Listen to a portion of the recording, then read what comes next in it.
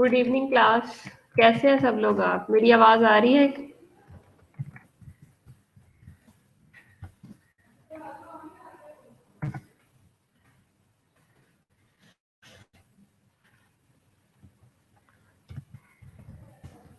Please come online. Okay, that's good.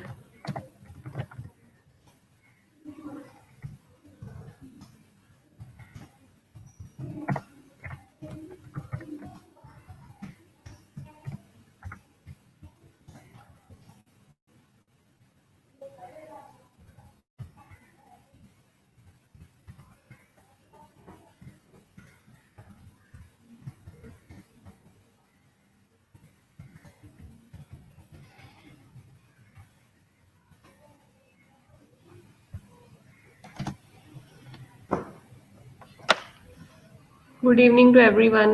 कैसे हैं सब लोग? आप ठीक हैं क्लास?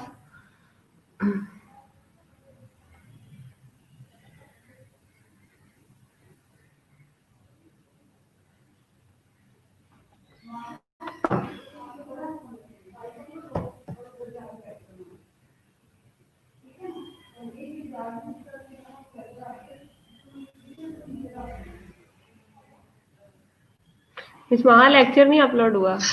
हाँ जी, मैंने कहा लेक्चर का नेम बताइएगा जरा। क्या? Normal flora. क्या? Normal flora. Normal flora. हाँ जी। ये मेरे पास है भी या नहीं है? कब भेजा था आपने मुझे ये? अभी 20-25 मिनट पहले। अच्छा चलो ठीक है, okay. Okay.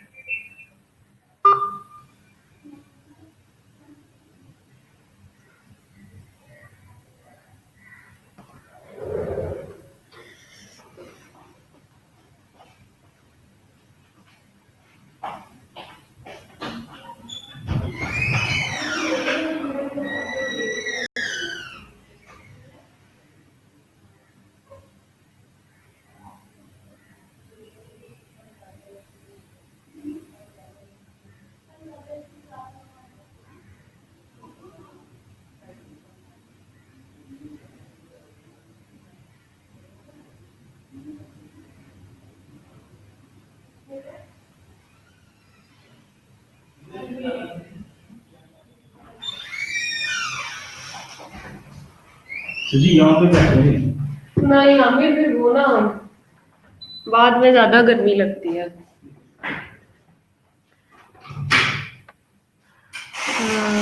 I am fine class.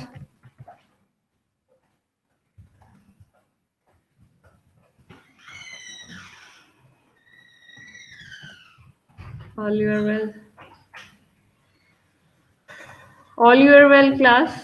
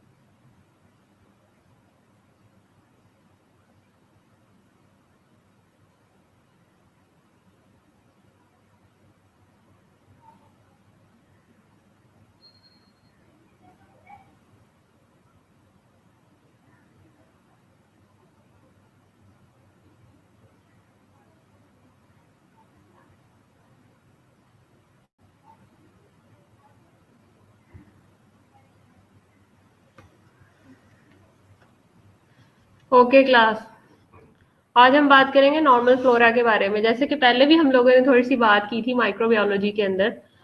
वैसे आप मुझे ये बताएं, आप लोग आज मुझे क्वेश्चन का आंसर दें कि नॉर्मल फ्लोरा हमने थोड़ा सा भी पढ़ा था पहले, लेकिन आप लोगों ने कभी लाइफ में नॉर्मल फ्लोरा के बारे में सुना है? आखिर आप भी हॉस्पिटल साइड पे आप लोगों का एक्सपोजर है, आप में से बहुत से माशाल्लाह एक्सपर्ट जो है वो प्रैक्टिशनर है, क्लिनिशियन है, काम करते रहे क्लिनिकल साइड पे. सो यू पीपल टेल मी,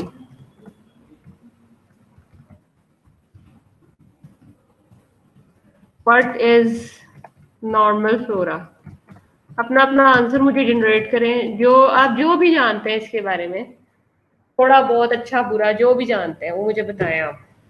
हाँ जी, हबीबा, सादिया, सहर, सब लोग बताएं मुझे जो भी आपने आज तक सुना है, जनरली जो भी सुना है वो बताएं आप मुझे कि क्या होता है normal flora.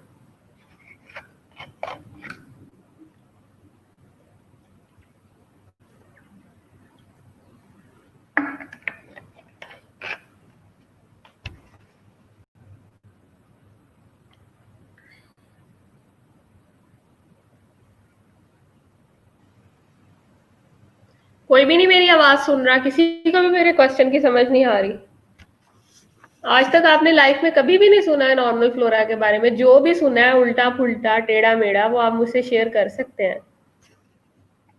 So tell me what is normal flora, जो भी आपने सुना है इसके बारे में.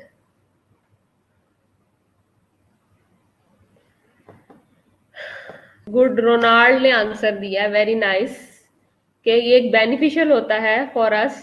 ओके, हबीबा क्या कह रही हैं? Microbiomes inside the body. Okay, Habiba net से देख के बताया. और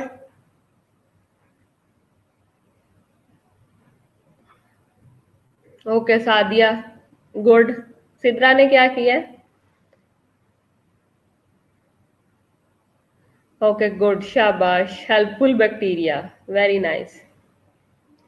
ठीक है, मतलब सबको एक बेसिक सा कॉन्सेप्ट पता है कि इनसाइड आवर बॉडी. हाँ जी बिल्कुल, शाबाश, वेरी नाइस, बहुत अच्छा, वेल डन. अच्छा क्लास, मसला ये है कि यही नॉर्मल फ्लोरा हमारे लिए नुकसानदेह भी हो जाता है. कब हो जाता है? क्योंकि नॉर्मल फ्लोरा बेसिकली होते तो बैक्टीरिया ही है ना, जो हमारी इनसाइड द बॉडी हमारे एग्जिस्ट कर रहे होते हैं, हमारी डिफरेंट बॉडी साइड्स पे होते हैं, हम आगे इस डिटेल में पढ़ेंगे. लेकिन यही नॉर्मल फ्लोरा हमारे अगेंस्ट खड़े हो जाते हैं. जब क्या मिलता है? जब इनको अपॉर्चुनिटी मिलती है, ठीक है. और हम लोगों का सिस्टम जो होता है वो इम्यूनो कॉम्प्रोमाइज्ड होता है. when we become immunocompromised, when our immunity fall down, then these normal flora become a enemy for us. ठीक है, तो देखते हैं क्या है ये. कंटेंट में हम पढ़ेंगे स्किन का फ्लोरा. जैसे कि मैंने आपको बताया था कि डिफरेंट साइड्स हैं बॉडी की, ठीक है, डिफरेंट कैविटीज हैं बॉडी की. उन कैविटीज के अंदर जो है ना ये पाया जाता है. स्किन फ्लोरा है, ऑरल कैविटी फ्लोरा है, इंटेस्टाइनल फ्लोरा है एंड यूरोजेनिटल फ्लोरा है. हार्मफुल देखते हैं क्या.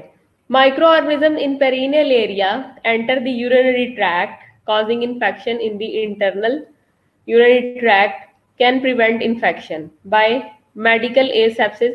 अच्छा, अब वो माइक्रो ऑर्गेनिज्म जो कि पेरिनियल एरिया कौन सा है आपका? जो आपका एनल एरिया है. अगर आप उसको क्लीन नहीं करते, ठीक है, आफ्टर यूजिंग टॉयलेट, ठीक है, आफ्टर यूरिनेशन, तो क्या है कि उस पेरिनियल एरिया जो होता है वो हार्बर होता है आपका इन्फेक्शन के लिए. तो उस जगह से जब भी कोई माइक्रो ऑर्गेनिज्म ग्रो करेगा और ग्रो करने के बाद जो है वो यूरिनरी ट्रैक्ट इन्फेक्शन के ऊपर असेंडिंग ऑर्डर में जाएगा, तो वो आपके इंटरनल यूरिनरी ट्रैक्ट के अंदर क्या कॉज करेगा? इन्फेक्शन कॉज करेगा. सही है. और इसके अलावा ये प्रिवेंट करता है इन्फेक्शन से, मेडिकल एसेप्सिस से, पर्सनल एंड हॉस्पिटल्स. ठीक है, पर्सनल क्या है कि जो भी आपकी अपनी पर्सनल हाइजीन है, और हॉस्पिटल्स क्या है जो आपको हॉस्पिटल के एनवायरनमेंट से जो भी आपको जो कह लें आप नोजोगोमियल इन्फेक्शन कहते हैं वो आप अगर रिक्वायर कर रहे हो.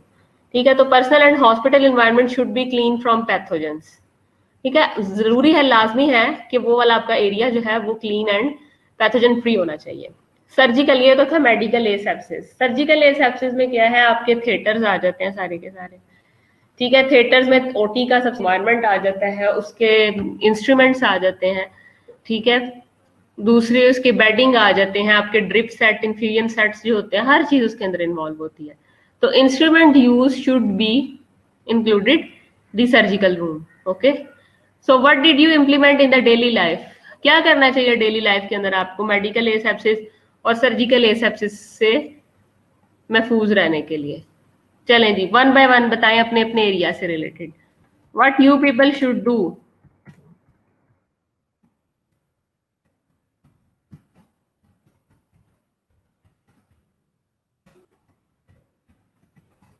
हाँ जी, अब जो बंदा जहाँ ड्यूटी कर रहा है वो मुझे अपने एरिया की मेडिकल और सर्जिकल एसेप्सिस बताता जाए। हाँ जी, आसमा आप बताएं, हबीबा, सिद्रा, रोनाल्ड बताएं आप लोग कि what did you implement in daily life. आप लोग डेली लाइफ के अंदर क्या इम्प्लीमेंट करेंगे हार्मफुलनेस से बचने के लिए, अपने आप को भी और क्लाइंट को भी? आप लोग बताएं मुझे।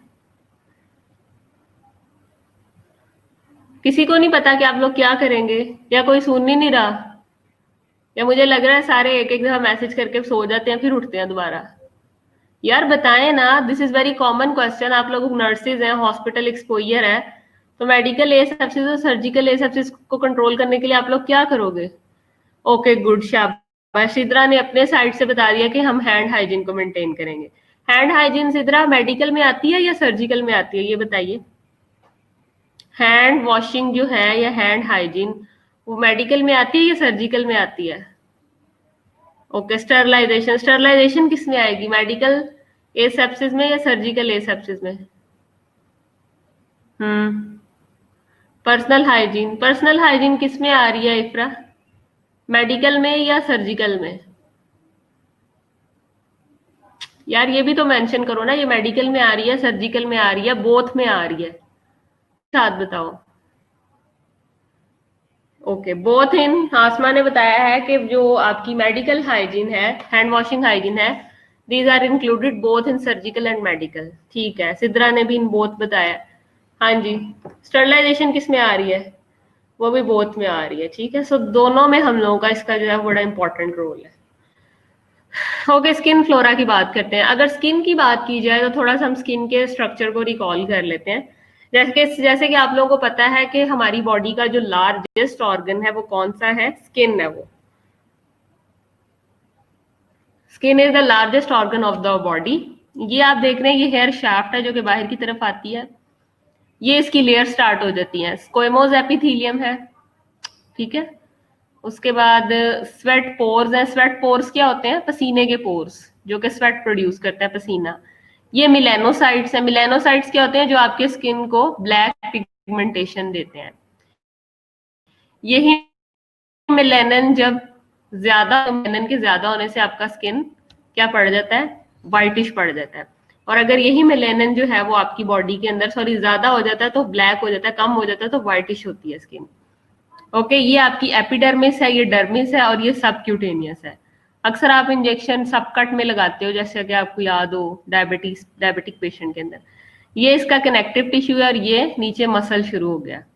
यानी स्किन देखें कि सबसे सुपरफिशियल तय, सबसे ऊपर तय, फिर जाके कहीं नीचे मसल है। ये आर्टरी है, वेन है, ये नर्व है। ठीक है, ये स्वेट ग्लैंड्स हैं जो कि पसीना प्रोड्यूस करते हैं।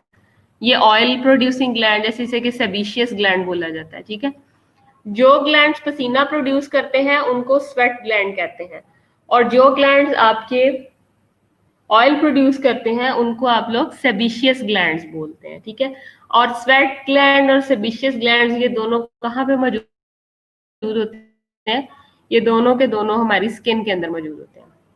ये देखें, ऑयल्स प्रोडक्शन कहता है different area consist of different microflora. ये तो आपको भी पता है कि हर जगह का फ्लोरा डिफरेंट होगा, यूरिथ्रा का डिफरेंट होगा, ब्लैडर का डिफरेंट होगा, ठीक है, माउथ का डिफरेंट होगा, स्किन का डिफरेंट होगा। So different area consist of different flora. For examples, armpit versus forehead.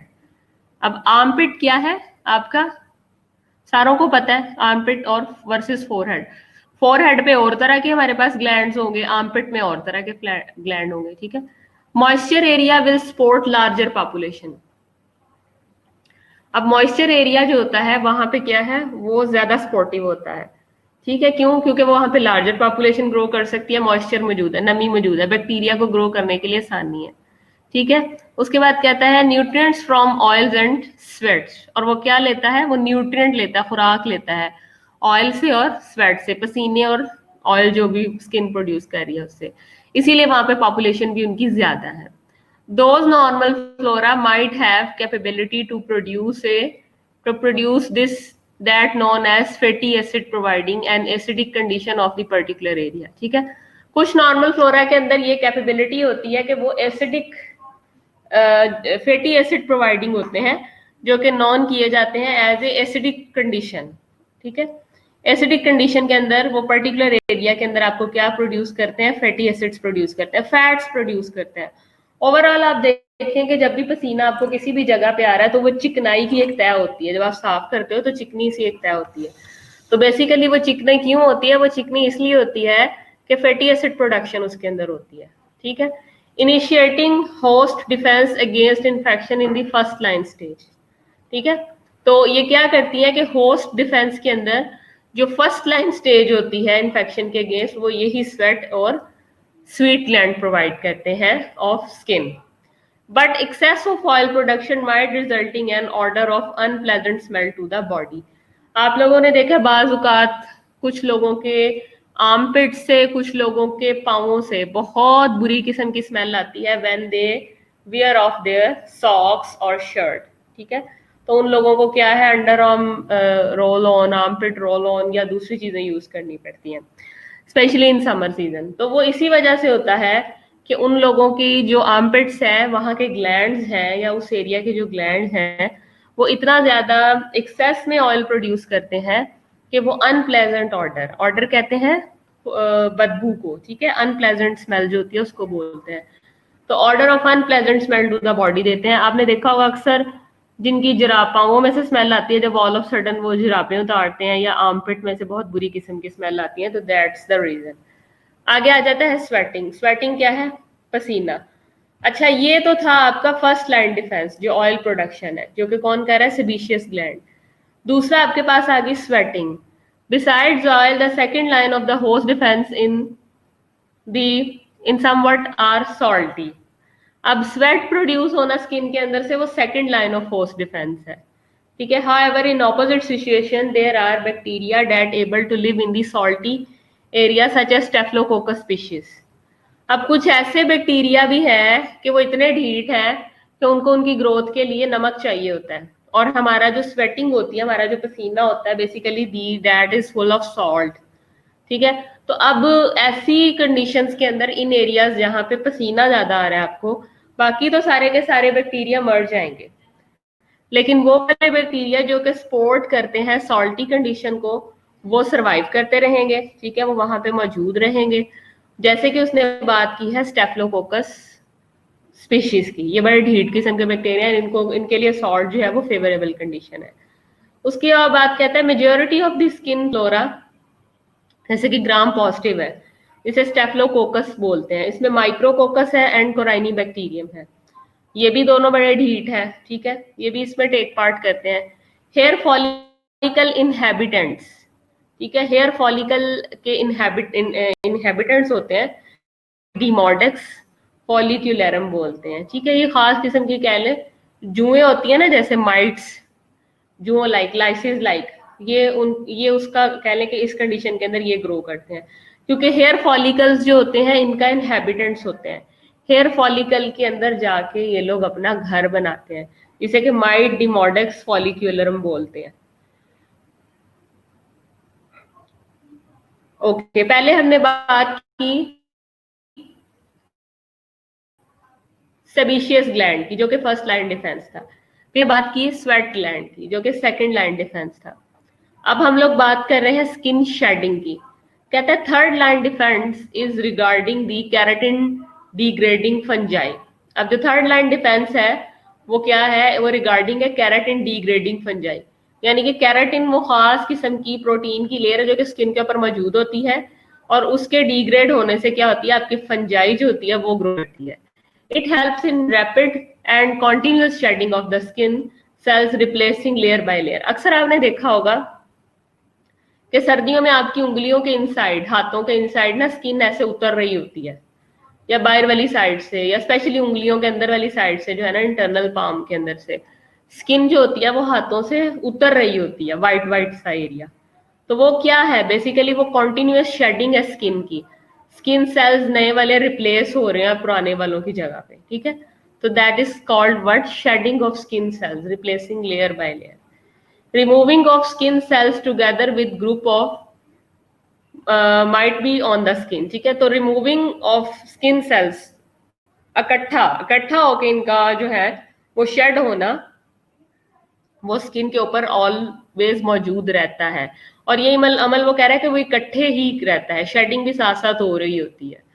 क्यों? क्योंकि स्वेट ग्लैंड, सिबिशियस ग्लैंड, ये दोनों लाइन ऑफ डिफेंसेस और दोनों ये जो प्रोसीजर है ये साइमल्टेनियसली चल रहे होते हैं। जैसे ही समर एकदम स्टॉप होता है, पसीना आना बंद होता है, ऑयल प्रोड्यूस होना बंद होता है, तो ये थर्ड जो है वो थर्डली साथ ही शेडिंग स्टार्ट हो जाती है, जैसे ही थोड़ी सी विंटर का आगाज होता है। आगे है closing the loop, production fatty acid that prevents growth of the micro organism, ठीक है। फैटी एसिड्स जैसे कि मैंने आपको बताया है कि फैटी एसिड्स हैं बेसिकली, लेकिन फैट है, ठीक है। वो क्या करते हैं, वो प्रिवेंट करते हैं ग्रोथ ऑफ माइक्रो ऑर्गेनिजम्स को। उसके बाद आ जाता है excretion of lysozyme by sweat glands. Lysozyme, अब नाम के एंड पे क्या आ रहा है, जाइम, यानी कि ये क्या है, ये खास किस्म के एंजाइम्स हैं। नाम के एंड पे क्या आ रहा है, जाइम, जाइम से क्या मुराद है, खास किस्म के एंजाइम्स। तो excretion of lysozyme by sweat glands, sweat glands जो होते हैं वो क्या प्रोड्यूस करते हैं, एक्सक्रीशन करते हैं एंजाइम की, जो कि माइक्रो ऑर्गेनिज्म को किल करने में हेल्पफुल है। उसके बाद है डीस्क्वेमोशन ऑफ एपिथेलियम।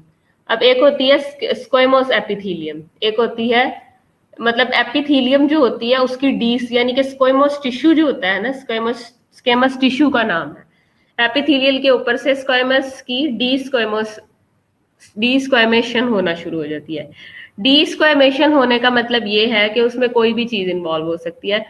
उसमें वो फंजाई की वजह से भी हो सकती है, वो बैक्टीरिया की वजह से भी हो सकती है, या उस एरिया के अंदर सॉल्ट प्रोड्यूसिंग बैक्टीरिया मौजूद हैं जो कि सॉल्टी कंडीशन के अंदर भी सर्वाइव करने के काबिल है, तो जो कि स्किन का बेड़ा गर्क करते हैं, ठीक है।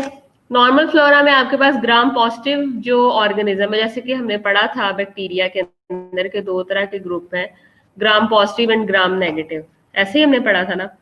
तो इसी तरह से जो आपका नॉर्मल फ्लोरा है उसमें ग्राम पॉजिटिव ऑर्गेनिज्म जो है वो स्टेफिलोकोकस स्पीशीज आ जाती हैं, माइक्रोकोकस आ जाती हैं, और कोराइनी फॉर्म बैक्टीरिया आ जाते हैं। और तीसरा जो कि हमने पढ़ा है डिमोडेक्स फॉलिक्यूलरम, ओपनिंग ग्लैंड जैसे आईब्रो के हैं, ठीक है। और इनका काम ही क्या है कि हेयर फॉलिकल के एंड पे इन लोगों ने ग्रो करना होता है।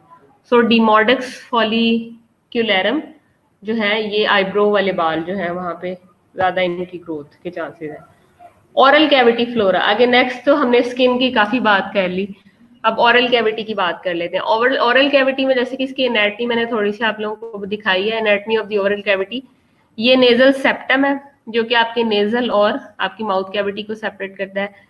ये हार्ड पैलेट है आपका, ये ओरल कैविटी है, ये बेस ऑफ द टंग है, ठीक है। ये पेटलाइन टॉन्सिल्स है आपका, ये एपिगैस्ट्रिक आ गई, ये ईसोफेगस, ट्रेकिया, ये सॉफ्ट पैलेट आ गया, और ये ओरोफेरिंग्स आ गई।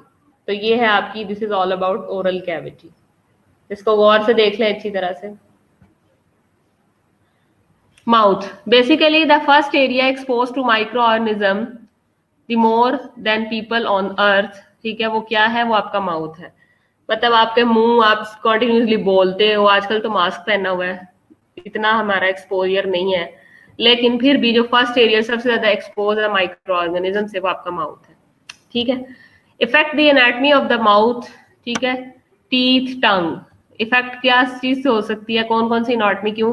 क्योंकि टीथ भी हमारे माउथ के अंदर मौजूद है और टंग भी हमारे माउथ के अंदर मौजूद है। सो ये सारी चीजें मुतासिर होंगी अगर माउथ में कोई भी चीज माउथ को मुतासिर करती है। Contain saliva used to flush down food and the digestive system below, ठीक है। और सलाइवा जो है वो आपका वो क्या करता है, वो फ्लश डाउन करता है फूड को जो, और दूसरे डाइजेस्टिव सिस्टम को जो कि आपके फूड के अंदर हेल्प आउट करता है उसको डाइजेस्ट करने में। आगे है level of efficacy of bacteria very in terms of individual capabilities, ठीक है। एफिकेसी जो होती है बैक्टीरिया की वो वेरी करती है और इंडिविजुअल कैपेबिलिटी पे डिपेंड करती है कि उस इंडिविजुअल की इम्यूनिटी क्या है या उसकी परफॉर्मेंस कैसी है, ठीक है। आगे है physically and chemically, both physically and chemically, वो एंजाइम्स किस हद तक प्रोड्यूस कर रहा है, ठीक है, उसकी दांतों से खुराक को चबाने की कैपेसिटी किस लेवल की है, ठीक है, उसकी मेस्टिकेशन जिसको बोलते हैं, ठीक है, ये सारी चीजें नोटिस की जाती हैं जो कि वेरी करती हैं individual to individual, resulting a tooth decay which are differ between individual. सही है। अब जब कोई भी माइक्रो ऑर्गेनिज्म माउथ को इफेक्ट करता है और माउथ में टीथ भी मौजूद है, टीथ को करेगा, तो अगर टीथ की हालत ऑलरेडी खराब होगी तो व्हाट यू थिंक कि teeth Aahista Aahista tooth decay की तरफ जाएंगे ना। टूथ डिके का मतलब क्या है कि आपकी जो टीथ है उनकी लाइफ आहिस्ता आहिस्ता कम होती जाएगी।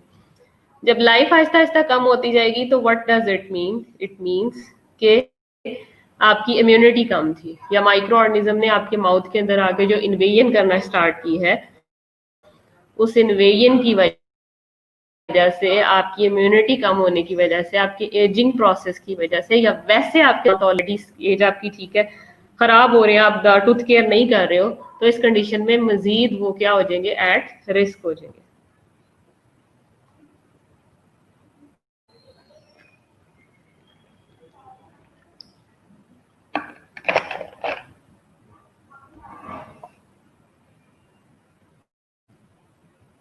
आगे आ जाता है इकोलॉजी ऑफ माइक्रो ऑर्गेनिज्म।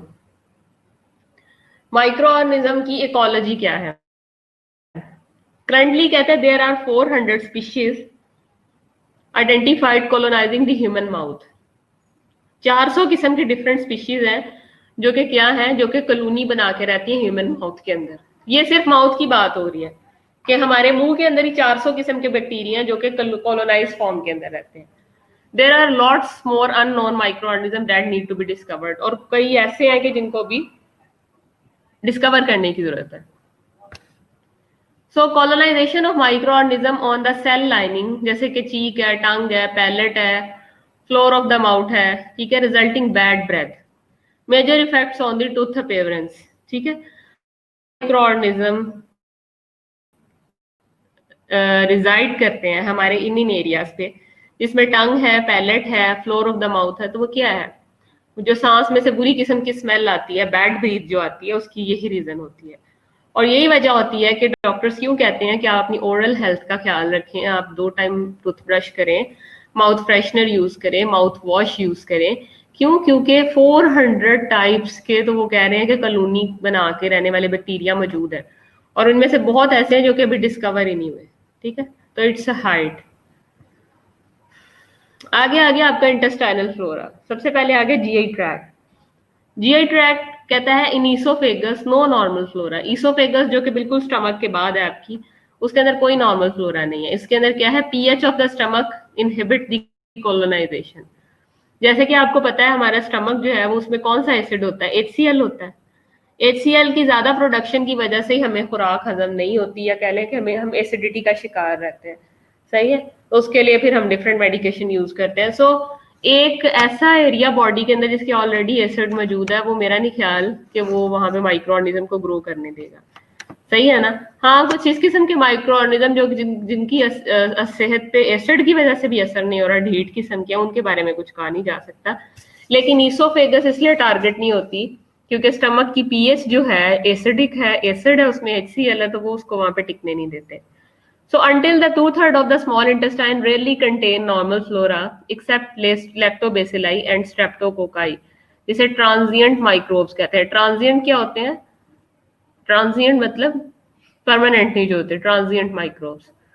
2/3 यानी कि 2/3 हिस्सा जो है आपकी छोटी आंत का, स्मॉल इंटेस्टाइन का, उसके अंदर वो कहता है कि वो नॉर्मल फ्लोरा मौजूद होते हैं। सिर्फ वहां पे कौन से नॉर्मल फ्लोरा नहीं होते, लैक्टोबैसिलाई, जो कि दूध में होते हैं, जो कि ठीक है। और अक्सर ऐसे लोग जो कि लैक्टोज इंटॉलरेंस होते हैं, उसकी यही वजह होती है क्योंकि लैक्टोबैसिलाई इस पार्ट के अंदर नहीं होते, और स्ट्रेप्टोकोकाई। लास्ट 1/3 जो बनती है स्मॉल इंटेस्टाइन की, the movement become slower and leads to increasing of the microbe colonisation.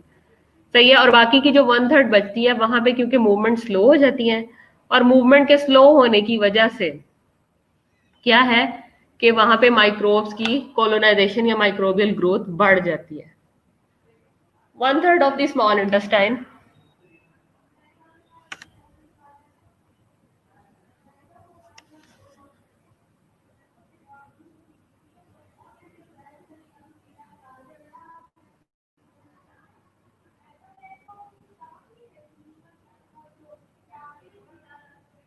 अच्छा, उसके बाद कहता है the main flora in 1/3 last small intestine gram negative, वो ग्राम नेगेटिव है, ठीक है, जो कि 1/3 लास्ट पे है ना, जो रेक्टम वाला पार्ट है आपका, सीकम, कोलन, रेक्टम, तो उसके अंदर ग्राम नेगेटिव आ जाते हैं।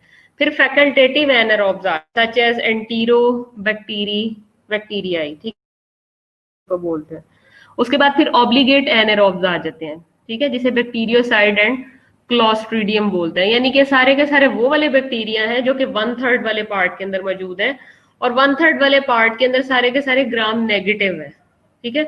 2/3 के अंदर तो स्टेफिलोकोकस की बात हुई थी और लैक्टोबैसिलस की हुई थी ना, और 1/3 वाला सारा का सारा पार्ट भी जो किसमें आ रहा है, वो रेक्टम, सीकम और कॉलन वाला पार्ट आ रहा है। Remain as long as 60 hours, long periods leads to high microbes colonization and replication। कहता है खुराक जो मौजूद रहती है वो 60 आवर्स तक रहती है, जो कि लॉन्ग पीरियड है और बड़ा इजी है माइक्रोब्स की कॉलोनाइजेशन और रेप्लिकेशन के लिए। 50% ऑफ द फीसिस माइक्रोब्स यानी कि 50% फीसिस जो है वो माइक्रोब्स पे कंटेन होते हैं, मोस्टली बैक्टीरियोइड्स होते हैं, ठीक है।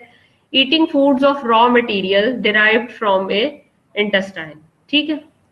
बाई प्रोडक्ट जो है इसका वो विटामिन के है फॉर ब्लड क्लॉटिंग, ठीक है। यानी कि जो है उसके अंदर मोस्टली 50% जो फीसिस है उसमें माइक्रोब्स होते हैं, ज्यादातर बैक्टीरियोइड्स होते हैं, ठीक है। रॉ मटेरियल जो है वो इसी इंटेस्टाइन के पार्ट से लिया जाता है। रॉ क्या होता है, यानी कि अनडाइजेस्टेड फूड जिसको बोलते हैं, एज इट इज जो आया होता है। और विटामिन के जो होता है वो क्लॉटिंग ऑफ ब्लड जाता है, ठीक है। अब तक कोई कंफ्यूजन आप पूछे मुझसे, any confusion in this session यहां तक के लिए? ये जो सिस्टम पढ़े हैं यूरोजेनिटल से पहले पहले, इनमें कोई भी फ्लोरा के अंदर कोई भी कंफ्यूजन है तो मुझे बताएं आप लोग।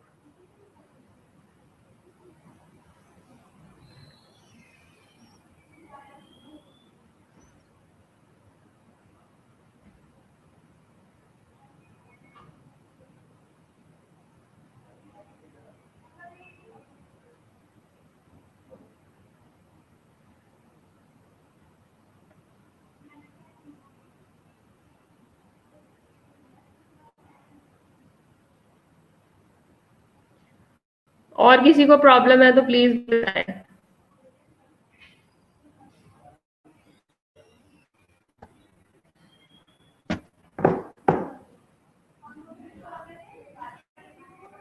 ओके, आगे है आपके पास यूरोजेनिटल फ्लोरा।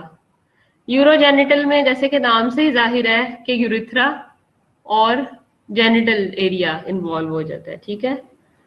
इसकी एनाटमी थोड़ी सी देख लें, एनाटमी ऑफ द फीमेल है जैसे कि आप लोगों ने पहले भी पढ़ी हुई है।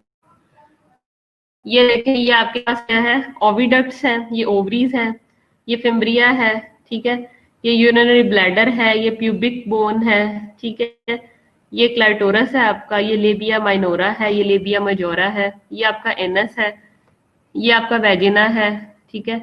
This is your rectum, this is service, ठीक है, and this is your vertebral column, ये जो ऐसे आ रही है, ठीक है। This is your rectum, this is all rectum, ठीक है। ये जो हम बात कर रहे थे ना 1/3 जो पार्ट हम बात कर रहे थे इंटेस्टाइन का, वो ये सारा इन्वॉल्व है, सही है। ओके, उसके बाद नेक्स्ट चलते हैं। ये मेल की एनाटमी भी देख लें, ये ब्लैडर है, ये प्यूबिक बोन है इनकी, ठीक है।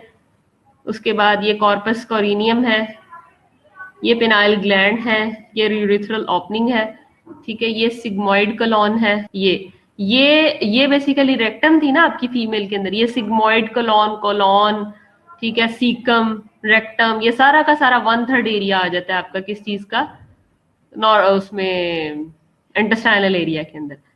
ये सेमिनल वेजिकल है, ये इजैक्यूलेटरी डक्ट है, ये प्रोस्टेट ग्लैंड है, ये काउपर्स ग्लैंड है, ठीक है, एनस ये है, वॉस डेफरेंस है, ये एपिडिडमाइस है। एपिडिडमस के बाद ये टेस्टिस है एंड ये स्क्रोटम है आपका, ठीक है। उसके बाद आगे चलते हैं।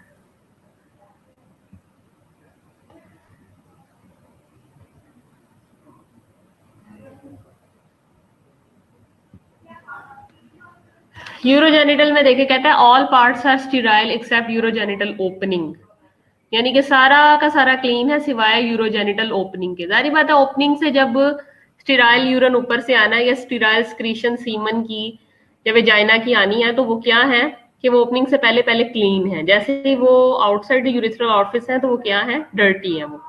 Urine collection should have clean cash technique. E coli and lactobacillus are common normal flora. 100,000 से 100,000 बैक्टीरिया पर ml ऑफ यूरिन, ठीक है। तो इकोलाई और लैक्टोबैसिलस जो है वो कॉमन फ्लोरा होता है इधर का, जो कि 100,000 होते हैं पर ml of urine. Collection during direct puncture suprapubic sample, ठीक है। जो आप सुप्राप्यूबिक क्या है, प्यूबिक से थोड़ा सा ऊपर जो है, जब आप उस बोन के ऊपर से कलेक्शन लेते हैं तो वो क्या है, डायरेक्ट पंक्चर आ जाता है। Acid pH, high salt and urea concentration leads to micro organism growth, ठीक है। एसिडिक पीएच है, जैसे कि हमने 3 चीजें पढ़ी थी ना, सेबिशियस, सीबम और तीसरा क्या था आप लोगों का, आपकी एसिड था, पीएच थी, ठीक है। तो acidic pH, high salt and urea concentration leads to no micro organism growth, ठीक है। अगर तो ये चीजें मेंटेन्ड हैं तो इसकी वजह से माइक्रो ऑर्गेनिज्म की ग्रोथ नहीं होती, लेकिन अगर इन तीनों की वजह से कोई भी डिस्टर्बेंस आती है तो फिर माइक्रो ऑर्गेनिज्म की ग्रोथ जो है वो स्टार्ट हो जाती है। Urine sample should be refrigerated during transportation if delay, high multiplication if stir in RT, ठीक है। यूरिन सैंपल जो है उसको रेफ्रिजरेटेड कर दिया जाता है, उसके टेम्परेचर को मेंटेन कर दिया जाता है अगर आपने एक जगह से दूसरी जगह पे ट्रांसपोर्ट करना है उसको, ठीक है। क्योंकि ड्यूरिंग ट्रांसपोर्टेशन टेम्परेचर चेंज होगा तो दूसरे माइक्रोफ्लोरा जो है उनको ग्रो करने में आसानी हो जाएगी, ठीक है। और multiplication of stir in RT, यानी कि इमरजेंसी सूरत के अंदर आपने अगर मल्टीप्लाई उसके अंदर माइक्रो ऑर्गेनिज्म होना शुरू हो गया तो आपको उसको क्या है कि आप उसको हाई प्रोफाइल के अंदर उसको शिफ्ट करना पड़ेगा स्टिर होने से बचाने के लिए, ठीक है। स्टिर मतलब हिलाना। उसके बाद है माइकोबैक्टीरियम सेमिगमेटिस, एसिड फॉस स्टेनिंग है ये, सही है। और ये कहाँ पे की जाती है, external genitalia of the female and male. Mycobacterium smegmatis जो है वो ये खास किस्म की स्टेनिंग है, जैसे आप लोगों ने ग्राम स्टेनिंग पढ़ी थी। तो जितने भी आपके जेनिटेलिया मेल और फीमेल के जो माइक्रो ऑर्गेनिज्म है उनके जो माइकोबैक्टीरियम है उनको स्टेन करने के लिए हमें इस बैक्टीरिया को स्टेन करना पड़ता है, ठीक है। Specially under penis of the uncircumscribed male, ठीक है, जिसे कि स्मैग्मा बोलते हैं। जो ऐसे मेल कि जिनका पीनस की सर्कमसिजन नहीं हुई होती उनके लिए हमें ये टेक्निक यूज करनी पड़ती है जिससे स्मैग्मा कहा जाता है। If included in the sample might leads to confusion what the tuberculosis patient which actually having mycobacterium tuberculosis, ठीक है। तो एक्चुअली जब किसी को ट्यूबरक्लोसिस, जरूरी नहीं कि टीबी सिर्फ लंग्स की होती है, टीबी पूरी बॉडी की भी हो सकती है, हार्ट की भी हो सकती है, बोन्स की भी हो सकती है, स्किन की भी हो सकती है, ठीक है। आपके जेनिटल ऑर्गन्स की भी हो सकती है जिसमें पीनस आ जाता है, ओवरीज आ जाती है, वेजाइना आ जाता है, ठीक है। तो कहता है कि जब हम डिटेक्ट कर लेते हैं कि जेनिटल एरिया की ही कोई खराबी चल रही है, जेनिटल एरिया के ही कोई टीबी पिक हुई है, तो उस वक्त हम क्या करते हैं, स्मैग्मा करते हैं इस चीज की कंफ्यूजन को दूर करने के लिए कि आया कि कोई किसी और पार्ट की टीबी है या फिर इस पार्ट की है। In male 1/3 of the deep or for genital area don't have normal flora, ठीक है। मेल के अंदर कहता है कि 1/3 डीप जो है वहां तक तो इट्स ओके,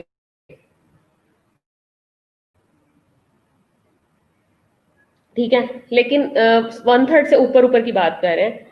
मेल के अंदर 1/3 डीप अगर आप जाते हैं तो वहां भी एक्सपेक्ट नहीं कर सकते कि वहां किसी किस्म का कोई नॉर्मल फ्लोरा मौजूद है, क्योंकि वहां पे कंटेमिनेशन के चांसेस होना शुरू हो जाते हैं। Okay, in female due to hormonal changes child bearing lactobacilli numerous in vagina, ठीक है, ईटिंग ग्लाइकोजन। अब चाइल्ड बियरिंग के दौरान लैक्टोबैसिलस जो है, जो कि नॉर्मल फ्लोरा है, और इकोलाई वेजाइना का, वो थोड़े क्या हो जाते हैं, कम हो जाते हैं, ठीक है, वेजाइना के अंदर। Numerous in vagina, child bearing के मतलब दौरान। ईटिंग ग्लाइकोजन, वो ग्लाइकोजन खाना शुरू कर देते हैं। Glycogen in vaginal cell will be fermented into lactic acid and pH decreases to 4.7, ठीक है। ग्लाइकोजन जो होती है वेजाइनल सेल के अंदर वो फर्मेंट होना शुरू हो जाती है, और ग्लाइकोजन को फर्मेंट कौन कर रहा है, लैक्टोबैसिलाई कर रहा है, न्यूमरसली कर रहा है वेजाइना के अंदर, बहुत ज्यादा, ठीक है। अब लैक्टोबैसिलस जब ग्लाइकोजन एक क्या है, लिपिड की फॉर्म है ना, तो जब उसको फर्मेंट करना शुरू कर देगा तो आपका जो लैक्टिक एसिड है वो क्या है, वो एक एसिड है ना, तो लैक्टिक एसिड ही वो एसिड है जो कि वेजाइनल पीएच को मेंटेन करता है। तो जब वो वेजाइनल पीएच 7 से डिक्रीज होना शुरू हो जाएगी तो वो एसिडिक हो जाएगी हाईली। यही वजह है कि वेजाइनल एसिड एसिडिक होने की वजह से प्रेग्नेंट वुमेन्स के अंदर जो है वो बार बार यूटीआई हो रहा होता है। ठीक है, दिस इज द रीजन, क्योंकि उनकी पीएच फॉल कर जाती है। Childhood and after menopause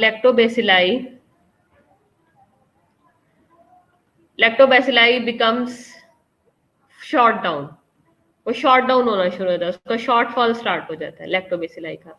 no glycogen replaced by streptococci and staphylococci due to alkaline pH in vagina. अब अगर तो मीनोपॉज चल रहा है तो आपका ये जो ग्लाइकोजन जो है, लैक्टोबैसिलाई ग्लाइकोजन को क्या कर रहा है, फर्मेंट कर रहा है, फर्मेंट कर रहा है। अब जब वो कह रहा है कि ग्लाइकोजन ही नहीं है तो वो किसको फर्मेंट करेगा, किसी चीज को भी फर्मेंट नहीं करेगा ना। तो पीएच बजाय कम होने के क्या हो जाएगी, जब ग्लाइकोजन रहेगा, ग्लाइकोजन बेसिकली इज एसिडिक, तो पीएच तो वो अल्कलाइन होती जाएगी ना, यानी 7 से बिलो बिलो एसिडिक है। अब क्योंकि लैक्टोबैसिलस ग्लाइकोजन को नहीं खा रहा, एसिड नहीं बन रहा, तो एसिड ना बनने की वजह से क्या है, बेस की तरफ जा रहा है। जब बेस की तरफ जा रहा है तो हल्का हल्का 7 से ऊपर पीएच जाना शुरू हो जाएगी।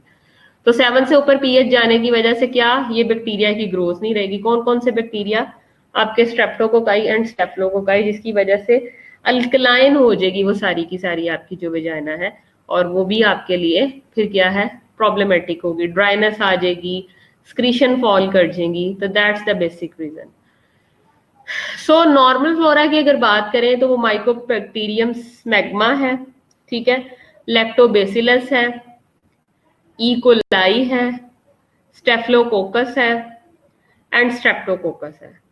ठीक है, माइकोबैक्टीरियम स्मैग्मा जो है वो मेल पिनाइल ऑर्गन के अंदर है। ठीक है, और अगर माइकोबैक्टीरियम लाइक ट्यूबरक्लोसिस, कोई टीबी डायग्नोज होती है बॉडी के किसी पार्ट के अंदर, तो जब हम यूरिनरी ट्रैक्ट की करवाते हैं या मेल पिनाइल एरिया की टीबी अगर डिटेक्ट हो रही है तो हम फौरी तौर पे माइकोबैक्टीरियम स्मैग्मा को रूल आउट करवाते हैं।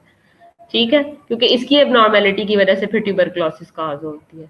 लैक्टोबैसिलस है, लैक्टोबैसिलस में मैंने आपको बताया है कि लैक्टोबैसिलस फर्मेंट करते हैं किसको, ग्लाइकोजन को। जब वो ग्लाइकोजन को फर्मेंट करते हैं तो फर्मेंट करने से क्या है, आपके पास लैक्टिक एसिड प्रोड्यूस होता है। जब लैक्टिक एसिड प्रोड्यूस होता है तो पीएच आपकी 7 से बिलो आना शुरू हो जाती है, यानी 4.7 हो जाती है फीमेल प्रेग्नेंट के अंदर, सॉरी प्रेग्नेंट फीमेल के अंदर 4.7 हो जाती है। 4.7 होने की वजह से मुराद क्या है कि थोड़ा सा वो एसिडिक हो जाता है, एसिडिक हो जाता है। तो यही वजह है कि बार बार जो है वो पेशेंट यूटीआई के साथ रिपोर्ट करता है, मोस्टली इन प्रेगनेंसी, उसकी ये रीजन होती है। ठीक है, और अगर यही लैक्टोबैसिलाई ग्लाइकोजन को फर्मेंट नहीं कर रहा तो दूसरी तरफ स्ट्रेप्टोकोकस और स्टेफिलोकोकस की ग्रोथ नहीं हो पाएगी, ग्रोथ नहीं हो पाएगी, यानी कि वो बेसिक ज्यादा बनाना शुरू कर देगा और नॉर्मल फ्लोरा भी इसका डिस्टर्ब हो जाएगा। इसी तरह से इकोलाई है, इकोलाई भी नॉर्मल फ्लोरा है, वो भी ऑपर्चुनिस्टिक हो सकता है अगर इम्यूनिटी फॉल कर जाती है, अगर एबनॉर्मली आपके जो ग्लैंड्स हैं वो काम करना शुरू कर देते हैं। So that's all about flora, normal flora. Is there any question?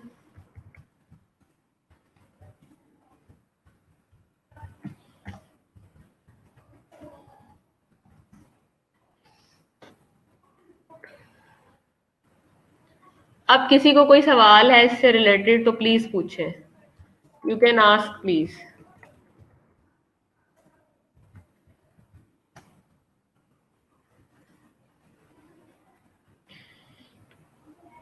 चले जी, हबीबा को कोई क्वेश्चन नहीं है, और सिद्रा और रोनाल्ड और जितने लोग हैं, Ifra, is there any question? आप कर सकते हैं फ्लोरा से रिलेटेड प्लीज। कोई कंफ्यूजन है मुझे बताएं। ओके, लास्ट स्लाइड कौन सी है आपकी? दिस वन, नॉर्मल फ्लोरा वाली स्लाइड। लास्ट स्लाइड में यही है, नॉर्मल फ्लोरा है, मैंने आपको बताया माइकोबैक्टीरियम स्मैग्मा है, लैक्टोबैसिलस है जिसकी पीछे हम सारी पढ़ के आए हैं, इकोलाई है, स्टेफिलोकोकस है, स्ट्रेप्टोकोकस है। ये वाली स्लाइड आप कह रहे हैं? लास्ट स्लाइड ये जो नजर आ रही है ये वाली कह रहे हैं आप लोग?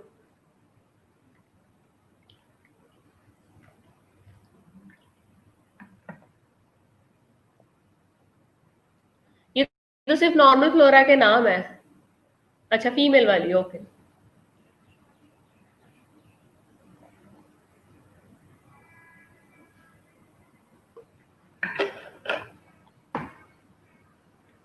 Okay okay.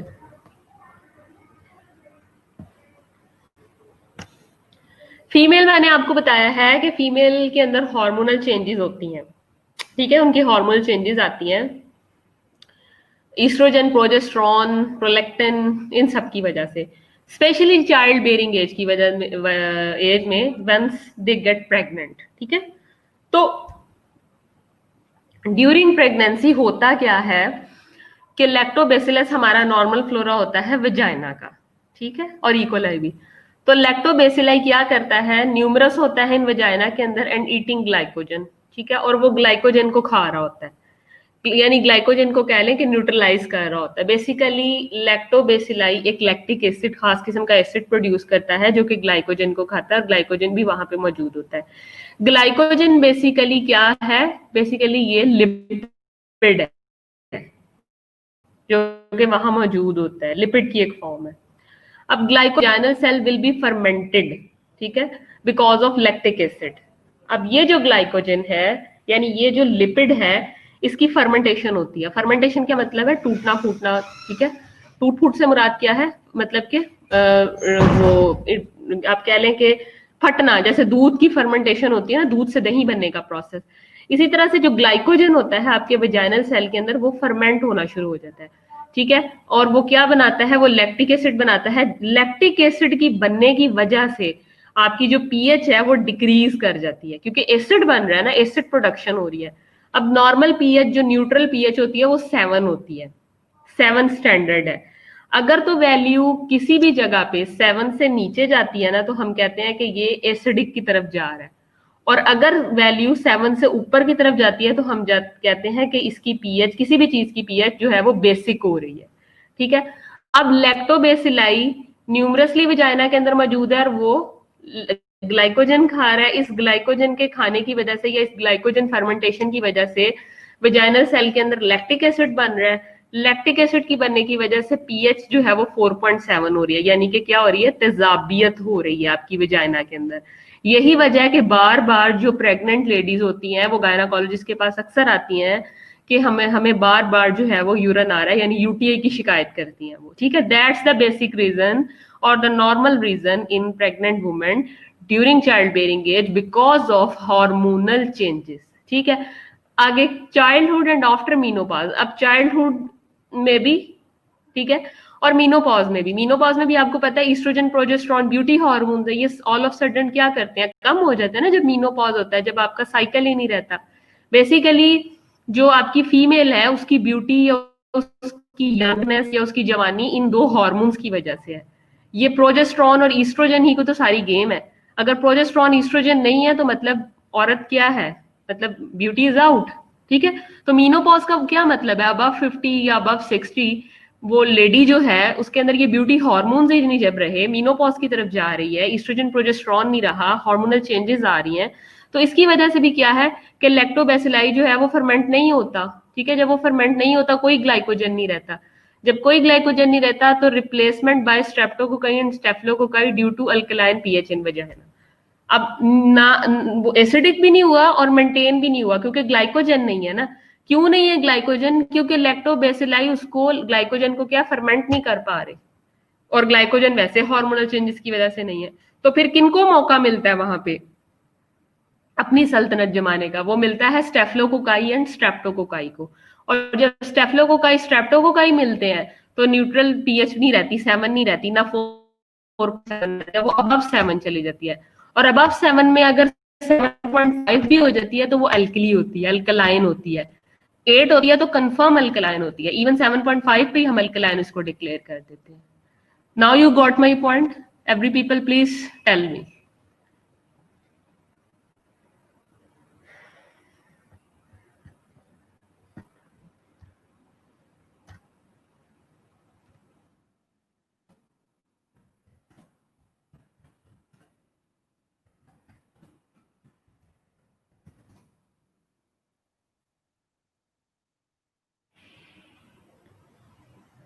अच्छा, अब समझ आ गई है सबको? प्लीज मुझे ये स्लाइड की आप लोगों ने जो पूछी थी। Okay, is there any confusion else? पूछ ले मुझसे, कुछ और समझ नहीं आया? Anything else please?